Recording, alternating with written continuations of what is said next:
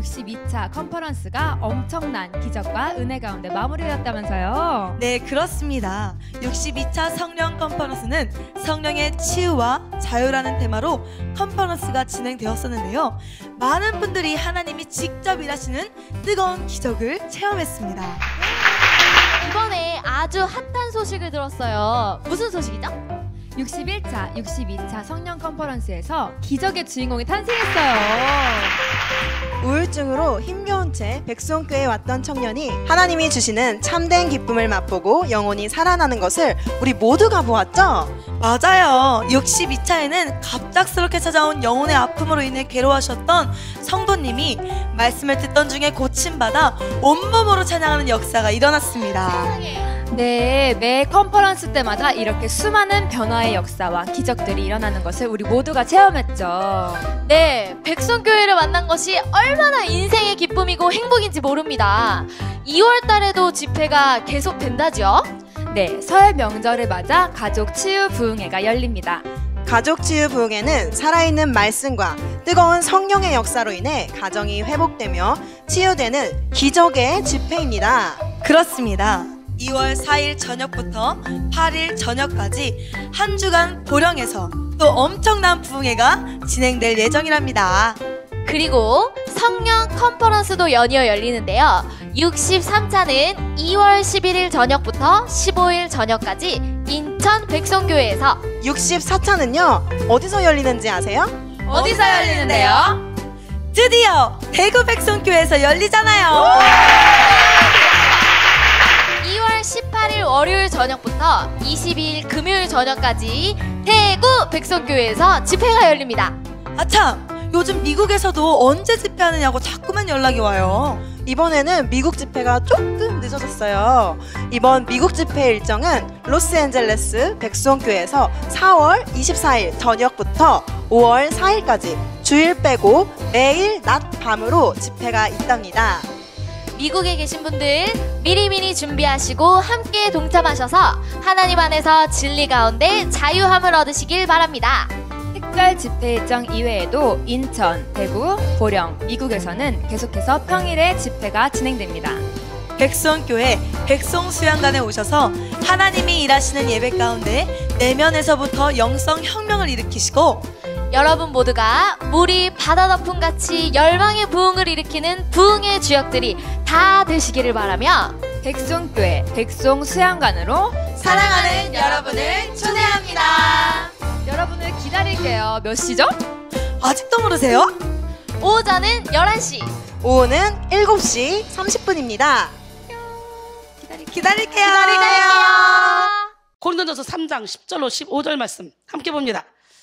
내게 주신 하나님의 은혜에 따라 내가 지혜로운 건축자와 같이 터를 닦아두매 다른 이가 그 위에 세우나 그러나 각각 어떻게 그 위에 세울까를 조심할지니라. 이 닦아둔 것 외에 능히 다른 터를 닦아줄 자가 없으니 이 터는 곧 예수 그리스도라. 만일 누구든지 금이나 은이나 보석이나 나무나 풀이나 집으로 이 터 위에 세우면 각 사람의 공덕이 나타날 터인데 그 날이 공덕을 밝히니 이는 불로 나타내고 그 풀이 각 사람의 공덕이 어떠한 것을 시험할 것입니다. 만일 누구든지 그 위에 세운 공덕이 그대로 있으면 상을 받고 누구든지 그 공덕이 불타면 해를 받으리니 그러나 자신은 구원을 받되 불 가운데서 받은 것 같으리라. 지경 넓히기 마지막 시간, 하늘의 지경을 넓히라. 시작. 이 땅을 천국으로 만들어야 될 우리 책임과 의무가 있어요. 우리에게 하늘의 지경, 무엇보다도 이 세상에 보이는 지경도 넓혀야 되지만 여러분의 영혼의 지경을 넓혀야 돼. 내 속사람의 지경을 넓혀야 돼. 속사람이 진리 안에서 자유 가운데 거해야 돼. 항상 기뻐하며 신음하고 기도하며 범사에 감사하는 그 주님의 말씀대로 저절로 속사람이 그렇게 살아져야 돼. 하늘의 지경을 넓히는데 여러분, 천국은 여기 있다 저기 있다는 여러분의 마음속에 있어요. 여러분의 마음의 하늘도 지경을 넓혀야 돼. 마음이 막 예수 영으로 가득 채워져 봐요. 열정만 있으면 못할 게 없습니다. 그런데 모든 걸 다 가져도 열정이 사그라들어버리면 모든 게 만사가 다 귀찮아요. 오늘 사업하는 분 열정이 사그라들었어. 해도 안 되고 이래도 저래도 안 돼. 애따 포기하고 싶어. 그러면 진짜 안 됩니다. 그러나 열정이 사그라들었을 때 하나님이 새 힘을 줄 줄 믿습니다. 하나님이 다른 길을 열어줄 줄 믿습니다. 그리고 열정을 일으켜서 다시 한번 기도하면서 하나님의 인도를 받아가면 하나님께서 더 멋진 그런 삶을 펼쳐줄 줄 믿습니다. 여기 지금 별의별 사람들이 다 있는데 그분들이 다 고쳐져서 멀쩡하게 앉아있으니까 누가 환장을 야, 난 정말 너무너무 감사하고 감동이야. 그래서 우리 교인들은 이렇게 사람들이 막 좋아지는 걸 눈으로 보잖아. 매일 눈에 보이게 이렇게 발전되어 있는데 전도라는 이거 이상한 거예요. 여러분, 그리스도인은 마땅히 예수님의 말씀을 따르는 삶을 살면서 날마다 지경을 넓혀가야 됩니다. 예수님은 부활 승천하시면서 우리에게 모든 족속을 향해 지경을 넓히고 땅끝까지 이르러 복음을 증거하라고 명령하셨습니다. 마태복음 28장 18절로 20절 보니까 예수께서 나와 말씀하여 이르시되 하늘과 땅의 모든 권세를 내게 주셨으니 그러므로 너희는 가서 모든 민족을 제자로 삼아 아버지와 아들과 성령의 이름으로 세례를 베풀고 내가 너에게 분부한 모든 것을 가르쳐 지키게 하라. 볼지어다 내가 세상 끝날까지 항상 너희와 함께 있으리라. 할렐루야. 사도행전 1장 8절 오직 성령이 너희에게 임하시면 너희가 권능을 받고 예루살렘과 온 유대와 사마리아와 땅끝까지 이르러 내 증인 되리라 그랬어요. 옆 사람마저 우리 주님의 증인 됩시다. 예, 사람들은 저마다 다른 크기의 지경 속에 살아갑니다. 크고 넓은 지경 속에 살면서 많은 사람에게 오랫동안 영향을 미치는 사람이 있고요. 작고 좁은 그런 지경 속에 살면서 외부와 차단된 삶을 사는 그런 사람도 있습니다. 여러분은 어떤 삶을 살고 있습니까? 더 큰 지경을 바라보고 도전하며 앞으로 향해 전진하고 계십니까? 제가 전진하고 살고 있잖아요. 도전을 두려워하며 현재에 머무르기를 원하는 그런 사람이 돼서는 안 됩니다. 한때 아무것도 안 하고 싶다. 아무것도 안 하고 있지만 더욱 격렬하게 아무것도 안 하고 싶다 라는 광고, 카피가 많은 사람들의 공감을 불러일으켰다고 합니다. 좁고 폐쇄된 공간 안에 자기를 가두고 힘겹게 무력한 삶을 살아가는 그런 현대인들의 심리를 잘 표현한 말이기도 하죠. 최근 들어 집순이 집돌이, 옆 사람아 너도 집순이 집돌이는 아니냐? 집순이 집돌이라는 신조어가 생길 만큼 모든 일상을 포기하고 집에만 틀어박혀 있는 그런 사람들이 늘고 있습니다. 한정된 자신의 공간 안에만 머무르려고 하는 그런 사람들이 많아지는 것이죠. 이런 사람들은 점차 사회생활과 대인관계에 소홀해지고 그리고 심할 경우에는 타인과 바깥 세상에 대해서 두려움을 느끼는 히키코모리가 될 수 있습니다. 히키코모리는 은둔용 외톨이를 뜻하는 일본어에서 유래한 단어로 보통 6개월 이상 집안에만 틀어박혀 사회생활을 단절한 사람을 뜻합니다.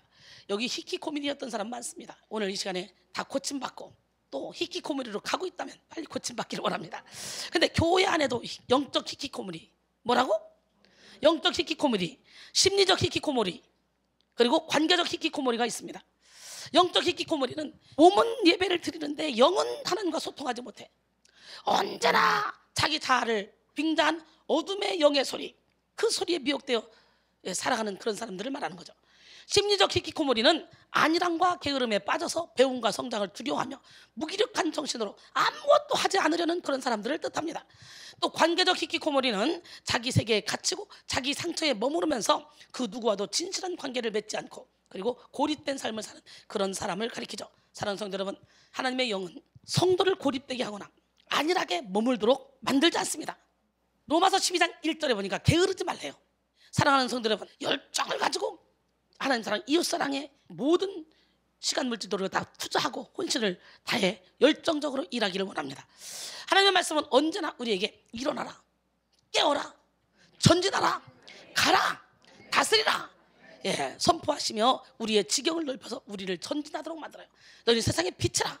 할렐루야. 그러므로 오늘 우리는 우리의 육신이 만들어내는 안일함의 벽, 게으름의 벽, 두려움의 벽을 모두 허물고 지경을 넓혀야 됩니다. 마음의 지경을 넓히고 생각의 지경을 넓히고 섬김의 지경을 넓히고 자유의 지경을 넓히고 사명의 지경을 넓혀야 돼. 할렐루야. 그리고 오늘 하늘의 지경을 넓혀야 돼. 그리고 여러분의 영혼의 지경을 넓혀야 돼. 이 모든 것은 결국 하늘의 지경을 넓히기 위한 것이 되어야 되는 거죠. 이 시간 여러분 모두가 영적 지경, 정서적 지경을 넓히고 인생의 지경을 넓힘으로 하늘의 지경을 넓히는 그런 진리의 주인공이 되기를 바랍니다. 가장 지혜로운 사람은 이 땅에 사는 동안 하늘의 지경을 넓히는 사람이에요. 저를 보세요. 365일 행복해요. 23년 전이나 10년 전이나 5년 전이나 2년 전이나 1년 전이나 저는 항상 나는 제일 행복한 사람이다. 그래서 항상 하늘의 지경을 넓히며 살아가니까 세상이 줄 수도 없고 세상이 알 수 없는 참된 평안을, 참된 기쁨을 하나님이 내게 주셔요. 저는 이 마이크 하나만 있으면 어디 가도 교회를 세울 수 있어요. 우리 하나님, 멋쟁이 하나님, 기적의 하나님은 살아계시거든요. 살아계신 하나님을 사람들이 만나면 영이 막 깨어나거든요. 영이 깨어나봐. 이 땅에 사는 날 동안도 천국을 누리고 살아. 사람들은 죽어서 천국 간다 그러는데 불쌍해. 천국은 여기 있다 저기 있다 아니고 여러분의 마음속에 있고, 그리고 천국은 먹고 마시는 것이 아니라 성령 안에서 의와 평강과 희락이라고 주님은 말씀하셨어요. 이 세상은 우리의 영원한 거처가 아닙니다. 우리는 그저 나그네일 뿐, 거류민일 뿐입니다. 우리는 지금 이 땅에서 나그네와 같은 삶을 살면서 우리의 영원한 본향인 천국을 준비하고 있습니다. 그러므로 우리는 잠시 있다 없어질 인생에 집착할 것이 아니라 이 땅에 살면서 기회가 있을 때 힘을 다해서 하늘의 지경을 넓혀야 돼요. 베드로전서 2장 11절 보니까 사랑하는 자들아 거류민과 나그네 같은 너희를 권하노니 영혼을 거슬러 싸우는 육체의 정욕을 제어하라. 화무 11홍 권무 10년이라고 했습니다.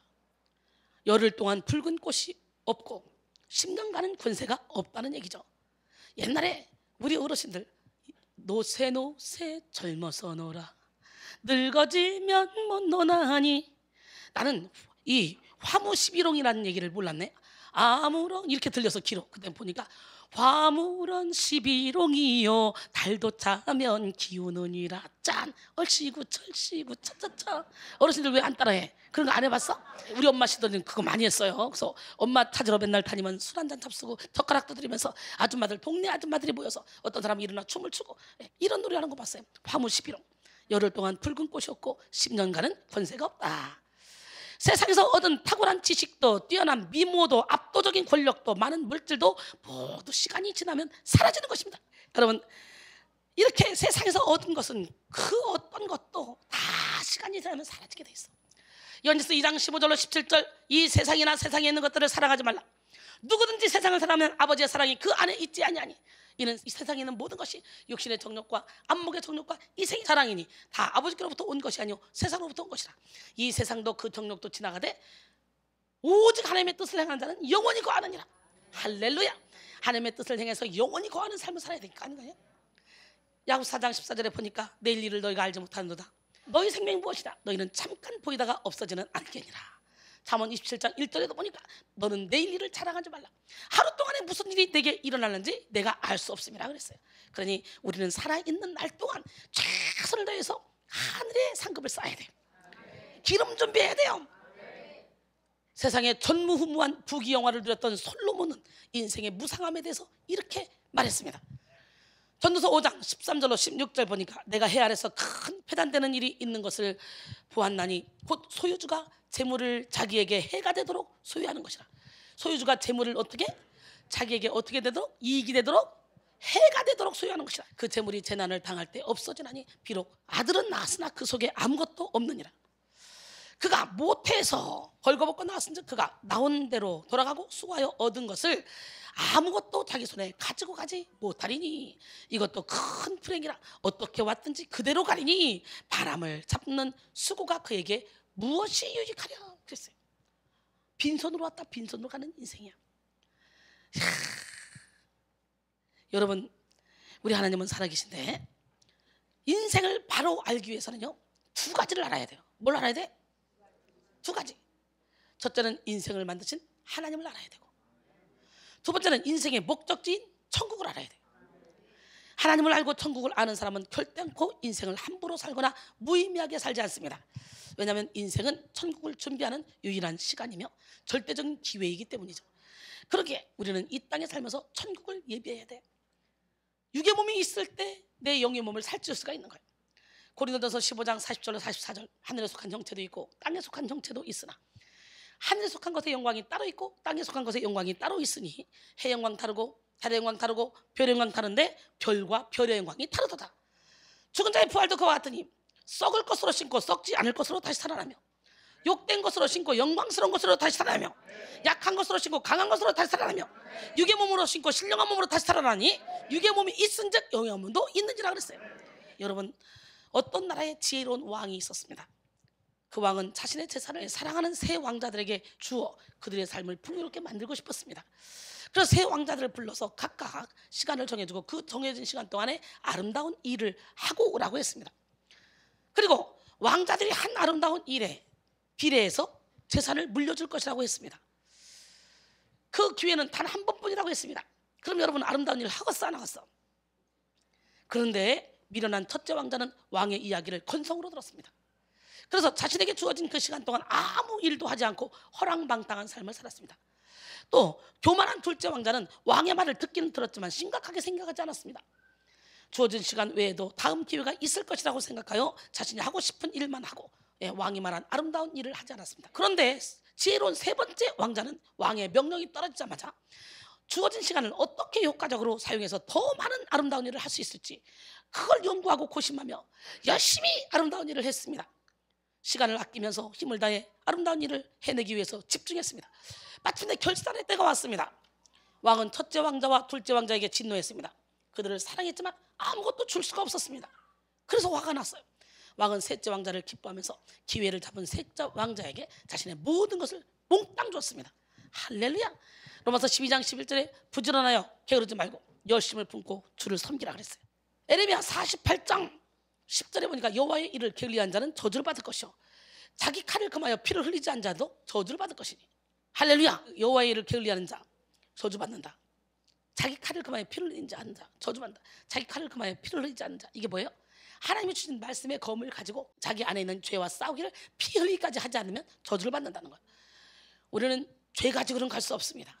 마가복음 4장 24절로 25절 보니까 또 이랬을 때 너희가 무엇을 듣는가 스스로 삼가라. 너희가 헤아리는 그 헤아림으로 너희가 도로 헤아림을 받을 것이며 더 받으리니 있는 자는 받을 것이요 없는 자는 그 있는 것까지도 빼앗기리라 그랬어요. 그리고 하늘나라를 비유하면서 사람이 씨를 땅에 뿌린 것 같으니 그가 밤낮 자고 깨고 하는 중에 씨가 나서 자라되 어떻게 그리 되는지 알지 못하는지라. 처음엔 싹이요 다음엔 이삭이요 다음엔 이삭이 충실한 곡식이니라 그랬어요. 오늘 여러분 하나님의 말씀의 씨가 여러분 심령 가운데 쏟아질 때 여러분 자신도 모르는 사이에 여기서 막 싹이 나고 이삭이 나고 열매가 맺혀져서 예배 끝나고 가는 그 시간에는 풍성한 열매를 안고 돌아가면 얼마나 좋을까. 죽기는 하루가 천년 같고 천년이 하루 같기에 이번 한 타임의 예배를 통해서도 내가 뒤집어질 수 있어요. 사랑하는 성도 여러분, 인생은 천국을 준비할 수 있는 단 한 번뿐인 기회입니다. 우리는 육의 몸이 있을 때 영의 몸을 살찌울 수 있어요.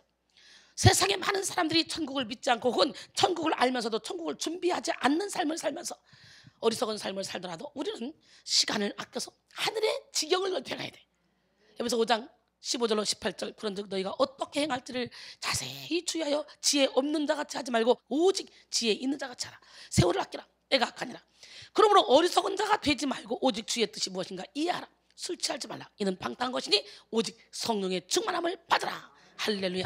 예수님은 우리를 위해 보물을 하늘에 쌓아두라고 말씀하십니다. 마태복음 6장 19절로 24절 보니까 너희를 위하여 보물을 땅에 쌓아두지 말라. 거기는 좀과 동록이 해하며 도둑이 구멍을 뚫고 도둑질하느니라. 오직 너희를 위하여 보물을 하늘에 쌓아두라. 거기는 좀이나 동록이 해하지 못하고 도둑이 구멍을 뚫고 도둑질도 못하느니라. 내 보물이 있는 그곳에는 내 마음도 있느니라. 눈은 몸의 등불이니 그러므로 내 눈이 성하면 온몸이 밝을 것이요 눈이 나쁘면 온몸이 어두울 것이니 그러므로 내게 있는 빛이 어두우면 그 어둠이 얼마나 더하겠느냐. 한 사람이 두 주인을 섬기지 못할 것이니 혹 이를 미워하고 저를 사랑하거나 혹 이를 중히 여기고 저를 경히 여기므라. 너희가 하나님과 재물을 겸하여 섬기지 못하느니라 그랬어요. 할렐루야. 예수님의 이 말씀을 통해 우리는 천국에서도 지경이 있고 소유권이 있음을 알 수 있습니다. 한국에 산다 해서 다 같은 삶의 풍요를 누리는 것이 아니듯이 천국에 들어간다 해서 다 같은 영광을 누리는 것도 아닙니다. 물론 천국에는 눈물이 없고 슬픔이 없죠. 그곳에는 빈곤이 없고 경쟁이 없습니다. 차별이 없습니다. 계시록 21장 3절로 4절 보니까 내가 들으니 보좌에서 음성이 나서 이르되 보라 하나님의 장막이 사람들과 함께 있음에 하나님이 그들과 함께 계시리니 그들은 하나님의 백성이 되고 하나님은 친히 그들과 함께 계셔서 모든 눈물을 그 눈에서 닦아주시니 다시는 사망이 없고 애통하는 것이나 곡하는 것이나 아픈 것이 다시 있지 아니하리니 처음 것들이 다 지나갔습니다 그랬어요. 누구든지 예수를 구주로 영접하면 십자가의 공로로 천국 백성이 될 수 있습니다. 천국 백성들은 모두 하나님이 그들과 함께 계시리니 그들은 하나님의 백성이 되는 거예요. 오늘 여러분 천국 백성 모두가 된 줄 믿습니다. 그래서 하나님의 위로를 받게 되는 거죠. 하지만 천국 백성이 누리게 될 천국의 복은 모두가 다릅니다. 믿음은 구원 티켓이지만 행함은 천국의 상품권과 같은 거예요. 그래서 예수님이 말씀하신 그런 팔복의 처음과 끝은 모두가 천국입니다. 예수님의 복의 개념을 예수님은 천국으로 풀이하셨고 사람마다 다른 천국의 복을 누리게 될 것이라는 것을 암시했습니다. 그러므로 우리는 이 땅에 사는 동안 힘을 다하여 천국의 복을 위해서 준비해야 돼요. 계시록 22장 12절에 보라 내가 속히 오리니 내가 줄 상이 내게 있어 각 사람에게 그가 행한 대로 갚아주리라. 할렐루야. 오직 성령을 의지하여 천국의 지경을 넓히는 그런 인생을 살아야 됩니다. 그래서 산상수훈에서 마태복음 5장 3절로 10절까지 보니까 심령이 가난한 자는 복이 있나니 천국이 그들의 것이며 애통하는 자는 복이 있나니 그들이 위로를 받을 것이요 온유한 자는 복이 있나니 그들이 땅을 기업으로 받을 것이요 의에 줄이고 목마른 자는 복이 있나니 그들이 배부를 것이요 긍휼히 여긴 자는 복이 있나니 그들이 긍휼히 여김을 받을 것이요 마음이 청결한 자는 복이 있나니 그들이 하나님을 볼 것이며 화평하게 하는 자는 복이 있나니 그들이 하나님의 아들이라 일컬음을 받을 것이며 의를 위하여 박해를 받는 자는 복이 있나니 천국이 그들의 것이며. 여러분, 천국이 여러분 것으로 그렇게 만들고 싶다면 여러분은 의를 위하여 박해를 받을 각오를 해야 돼. 내가 제대로 예수를 믿으려고 하면 가장 먼저 방해꾼이 누구냐? 가족이에요. 가족. 여기도 각시 따라오신 신랑분들 많은데 밥 안 차리고 왜 그렇게 하다가 나중에 자기들도 와서 앉아 계신 분이 계십니다.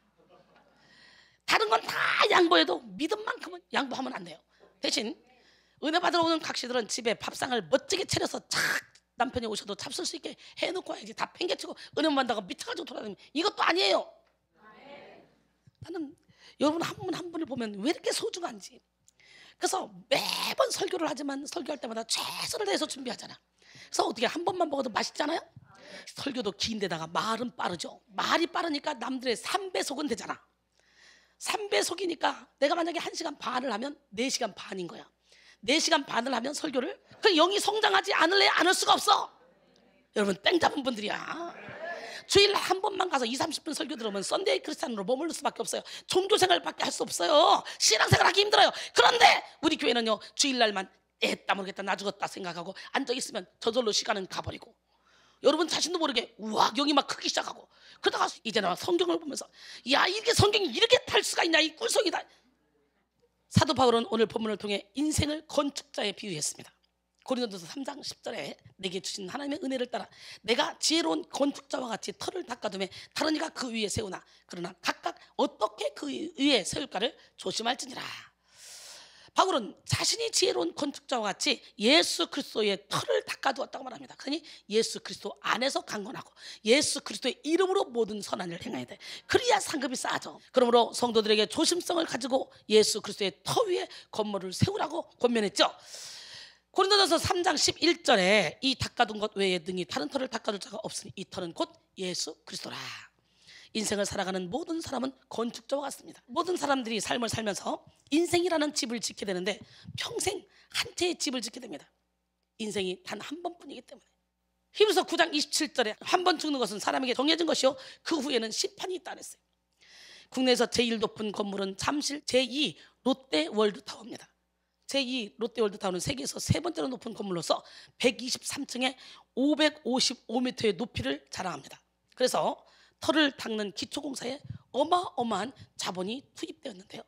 5,300대분의 네미콘을 동원했다고 합니다. 높이 쌓을 건물일수록 기초가 단단하게 터가 중요하기 때문이죠. 인생 건물도 마찬가지입니다. 인생 건물을 높이 쌓으려면 예수 그리스도를 터로 삼아야 됩니다.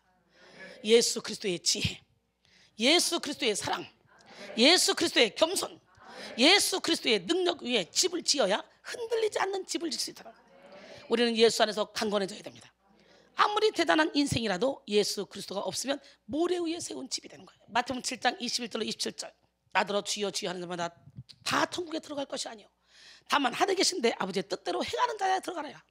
그날에 많은 사람이 나더러 이르되 주여 주여 우리가 주의 이름으로 선자노릇하며 주의 이름으로 귀신을 쫓아내며 주의 이름으로 많은 권능을 행하지 아니하였나이까 하리니 그때 내가 그들에게 밝히 말하되 내가 너희를 도무지 알지 못하니 불법을 행하는 자들아 내게서 떠나가라 하리라. 그러므로 누구든지 나의 이 말을 듣고 행하는 자는 그 집을 반석 위에 지은 지혜로운 사람 같으리니 비가 내리고 장수가 나고 바람이 불어 그 집에 부딪히되 무너지지 아니하나니 이는 주초를 반석 위에 놓은 까닭이요 나의 이 말을 듣고 행하지 아니하는 자는 그 집을 모래 위에 지은 어리석은 사람 같으리니 비가 내리고 장수가 나고 바람이 불어 그 집에 부딪히며 무너져 그 무너짐이 심하니라 그랬어요. 예수의 터 위에 세운 것이 아니라면 대단한 지식도 대단한 헌신도 대단한 능력도 사랑도 아무 의미가 없습니다. 저는 정말 신기한 게 우리 성도들을요 내 가족이라고 생각하고 우리 제자들을 내 아들이라고 생각하고 내 딸이라고 생각하고 키워요. 그러니까 꼴통지 또 해도 또 품어지고 꼴통지 또 해도 또 품어지고 그러면서 가고 있잖아요. 어떻게 이렇게 사심 없이 아무 욕심 없이 이렇게 영혼 살림에만 집중하고 하게 하시는지. 지금의 나 된 것은 온전히 하나님의 은혜입니다. 할렐루야. 나에게 물질 있는 거 재능 있는 거 건강 있는 거 다 누구 거야? 주님이 하라고 주신 거야. 제가 그 일을 하고 있잖아요. 그러니까 나 이쁘 아멘. 나에게 건강 있는 것 주님 일 하라 준 것인데 나에게 지식 있는 것 주님 일 하라 준 것인데 너희는 청년의 때에 창조주 하나님을 기억하라 말씀하신 하나님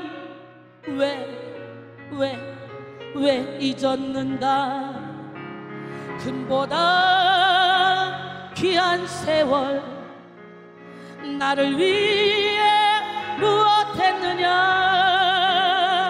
예수님 나에게 물으시니 회개의 눈물뿐이네 나에게 물질 있는 것 주님 일 하라 준 것인데 나에게 명예 있는 것 주님 일 하라 준 것인데 재물과 하나님을 겸하여 섬기지 못하리라 말씀하신 하나님 왜 잊었는가 썩을 것 위해서는 수많은 시간을 쓰면서 주님을 위해서 무얼 했는지 부끄러움 뿐이네 나에게 하나님 한 분 그것으로 족하지요 한순간이 은혜와 감격뿐이지요 먼저 그의 나라와 그의 의를 구하라 세상 살아가는 법을 말씀하신 나의 하나님 지금의 나눠된 것은 주님의 크신 은혜이니 일할 수 있을 때 힘써 일하라 하나님을 위하여 할렐루야 하나님께서 제자 양성하라고 그러니까 제가 제자 양성하려고 여기다가 시간 물질 노력을 다 투자해서 하는 거지 여러분 열심히 기도해 주셔서 인권, 영권, 물권인자 많이 불러 모아달라고 그러고 무엇보다도 인격, 지정의를 갖춘 능력자 형식적인 말씀 중심이라 하면서 죽은 말씀 전하는 자가 아니라 그 말씀을 증거할 때 성령이 역사해서 사람들의 영혼력의 결박이 풀어지고 사람들이 벌떡벌떡 살아나는 그런 교회가 700개가 돼야지 하나님은 멋쟁입니다 할렐루야 예수의 터 위에 쌓은 것이 아니라면 대단한 지식도 건신도 능력도 사랑도 아무런 의미가 없습니다 아무리 세상에서 출세하고 부귀 영화 권세를 누렸어도 마지막 인생을 결산할 때 예수 그리스도가 없으면 그 인생은 실패한 인생 공덕이 다 없어지는 인생입니다 여러분 모두가 하늘의 지경을 넓히기 위해서 모든 인생의 기초를 예수 그리스도로 삼으시기 바랍니다 나 같은 죄인을 위해 십자가에서 피 흘려 죽었다가 다시 살아나신 예수 그리스도를 기초로 삼는 사람은 어떤 광풍을 만나도 무너지지 않습니다 한 불우한 소녀가 있었습니다 그녀는 너무 가난했으며 아사직전 이웃에게 발견돼서 겨우 목숨을 건진 적도 있었습니다 설상가상으로 제2차 세계대전이 발발하여 굶주림에 허덕였습니다 그때 한 구호단체가 그녀에게 구호품을 전달했는데 그 단체는 국제연합아동구호기금이었습니다 소녀는 구호빵을 먹으며 위기를 극복했습니다 그리고 장성해서 세계적인 영화배우가 됐습니다 그 소녀의 이름은 오드리 헵번 그녀는 세상에 사는 그날까지 이 단체의 홍보대사로서 전 세계를 다니며 굶주린 어린이들을 도왔습니다 그녀는 늘 절망의 늪에서 나를 구해준 분들을 위해 이제 내가 봉사할 차례다 라고 했습니다. 예수 그리스도의 생명을 바친 사랑을 인생의 터로 삼은 그런 사람은 이 터 위에 집을 지을 때 건축 재료를 잘 택해야 돼요. 심판의 때에 불시험을 통과해야 되기 때문에. 할렐루야. 고린도전서 3장 12절로 15절 만일 누구든지 금이나 은이나 보석이나 나무나 풀이나 집으로 이 터 위에 세우면 각 사람의 공덕이 나타날 터인데 그날이 공덕을 밝히니 이는 불로 나타내고 그 불이 각 사람의 공덕이 어떠한 것을 시험할 것입니다. 만일 누구든지 그 위에 세운 공덕이 그대로 있으면 상을 받고 누구든지 그 공덕이 불타면 해를 받으리니 그러나 자신은 구원을 받되 불 가운데서 받은 것 같으리라 그랬어요. 인생의 마지막 때에 우리는 두 가지 심판을 만납니다. 하나는 생명 심판이고 하나는 상급 심판이에요. 요한복음 5장 24절 29절 내가 진실로 진실로 너에게 이르노니 내 말을 듣고 또 나 보내신 이를 믿는 자는 영생을 얻었고 심판에 이르지 아니하나니 사망에서 생명으로 옮겼느니라. 진실로 진실로 너에게 이르노니 죽은 자들이 하나님의 아들의 음성을 들을 때가 오나니 곧 이때라. 듣는 자는 살아나리라. 아버지께서 자기 속에 생명이 있음 같이 아들에게도 생명을 주어 그 속에 있게 하셨고 그 인자됨으로 말미암아 심판하는 권한을 주셨느니라. 이를 놀랍게 여기지 말라. 무덤 속에 있는 자가 다 그의 음성을 들을 때가 오나니 선한 일을 행한 자는 생명의 부활로 악한 일을 행한 자는 심판의 부활로 나오리라. 할렐루야. 생명 심판을 통과하기 위해서는 예수 그리스도를 믿는 믿음만 있으면 됩니다. 우리는 육신의 장막집을 벗으면 손으로 짓지 않은 영원한 집이 우리를 기다리고 있습니다. 고린도서 5장 1절에 보니까 만일 땅에 있는 우리의 장막집이 무너지면 하나님께서 지으신 집 곧 손으로 지은 것이 아니오 하늘에 있는 영원한 집이 우리에게 있는 줄 아느니라. 그러니까 이 땅에 있는 장막집 이거만 딱 무너지면 우리는 영원한 집으로 가게 돼. 그때 아무것도 가져갈 수 없다 그랬지? 그러나 우리가 행한 일은 우리를 따라온대. 그러게 상급 심판 때는 우리의 일평생의 삶이 평가받게 되는 거예요. 고린도서 5장 10절에 이는 우리가 다 반드시 그리스도의 심판대 앞에 나타나게 되어 각각 선악간에 그 몸으로 행한 것을 따라 받으려 함이라 그랬어요. 계시록 14장 13절에 보니까 또 내가 들으니 하늘에서 음성이 나서 이르되 기록하라. 지금 이후로 주 안에서 준다는 복이 있도다 하심에 성령이 이르시되 그렇다. 그들이 수고를 그치고 쉬리니 이는 그들이 행한 일이 그들을 따름이라 그랬어요. 상급 심판은 불시험으로 이루어집니다. 하나님의 불이 우리의 행한 일을 태우는 것입니다. 이때 불은 타서 없어질 것과 영원히 남을 것을 구별하게 하는 힘을 가지고 있는 존재를 가리킵니다. 마지막 상급 심판 때 불시험을 받으면 금이나 은이나 보석은 타지 않고 남고 나무나 풀이나 집으로 된 부분은 다 타서 없어질 것입니다. 불에 의해서 겉으로 봐서는 알 수 없는 인생의 진가가 그대로 드러나게 되는 거예요. 그래서 본문 13절에 팔키리니의 헬라어 델로세이는 성격의 본질을 드러내어 그것의 실상을 밝힘을 의미합니다. 또 나테네고의 헬라어 아포칼립데타이는 드러나다 라는 뜻을 가진 아포칼립토의 현재 수동태형으로 공력에 드러나는 정도가 완벽하다는 사실을 시사합니다. 마지막 불시험을 받을 때 우리의 모든 것이 적나라하게 드러날 것이라는 그런 사실을 보여주는 것이죠. 불타 없어지는 나무와 집, 풀은 구하기 쉬운 가치가 없는 일시적인 것을 나타내는 재료들입니다. 많은 것을 하더라도 그저 육신을 위하여 편한 것, 욕심에 부합하는 것을 구하려 한다면 이 모든 행한 일은 나무와 집, 풀과 같은 그런 재료로 쌓이게 됩니다. 하지만 주님께서 명하신 대로 이름도 없이 성실하게 땀을 흘리며 수고하고 진리를 위하여 자신의 물질과 시간과 노력으로 희생하고 헌신하면 그에 합당한 빛나는 보석이 재료로 공급될 줄 믿습니다. 마태복음 10장 40절에 또 누구든지 제자의 이름으로 이 작은 자 중 하나에게 냉수 한 그릇이라도 주는 자는 내가 진실로 너에게 이르노니 그 사람이 결단코 상을 잃지 아니하리라 그랬어요. 할렐루야. 마태복음 19장 29절에 또 내 이름을 위하여 집이나 형제나 자매나 부모나 자식이나 전토를 벌인 자마다 여러 배를 받고 또 영생을 상속하리라 그랬어요. 여러분 2008년 우리나라 국보 제1호인 숭례문이 방화범에 의해서 불타는 어이없는 일이 벌어졌어요. 이 방화로 숭례문 문루가 10% 훼손됐고 2층의 문루의 90%가 훼손됐습니다. 그토록 귀한 문화유산이 방화범의 라이터에 의해서 허무하게 타버린 거예요. 왜 탔어요? 정부 시에서 자기의 토지 보상을 제대로 안 해줬다고 열받아가지고 태워버렸대요. 한 1억 5천가량 가는 거를 9천만 원만 줬다나? 그래가지고 열받아 태워다 기가 차. 이처럼 마지막 상급 심판 때 우리의 공덕 역시 겉으로 보기에는 아무리 화려해 보여도 대단해 보여도 불타 없어질 수가 있다는 거예요. 불타서 없어진다는 것은 정금이 아니라는 것입니다. 순수한 보석이 아니라 불순물이 섞여 있다는 것입니다. 욕심이 가미되고 의심이 섞이고 인간적인 생각이 섞인 것은 불타서 없어집니다. 그러므로 우리는 하늘의 지경을 넓히기 위해서 먼저 우리의 마음을 성결하게 해야 돼요. 마태복음 6장 1절로 5절 보니까 사람에게 보이려고 그들 앞에서 너희 의를 행하지 않도록 주의하라.